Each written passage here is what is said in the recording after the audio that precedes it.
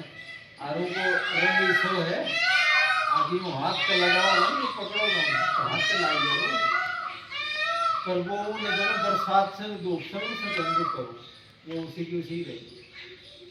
तो ये परमात्मा की रचना बड़ी विचित्र है। विचित्रता में ही दोनों प्रसन्नता महसूस करने ला जाओ भगवान की बनाया बढ़िया स्वभाव देख लो सब करना रहना है। अब 40-50 आदमी बैठाए एक आदमी को स्वभाव मिलता हो तो एक आदमी की भी आँख मिलती हो तो एक आदमी की भी आंगड़ी मिलती हो तो और सब कहें भाई एक आदमी का कान मिलता हूँ। देखो कितनी एक कंपनी में अपना 1000 जो है गाड़ियां बनाओ कोई भी नारी नारी प्रकार की कोई कि वो एक बड़ी बड़ी सोचूं का तो सारी देखो सारी बनेगी कोई अलग कोई बने और ये परमात्मा जो है वो सब ने एक माँ बाप से पैदा हटांगे स्वभाव मिले एक जगह रहनी को मिले ये तो दोनों सारी विविधता से भरी हुई संसार है।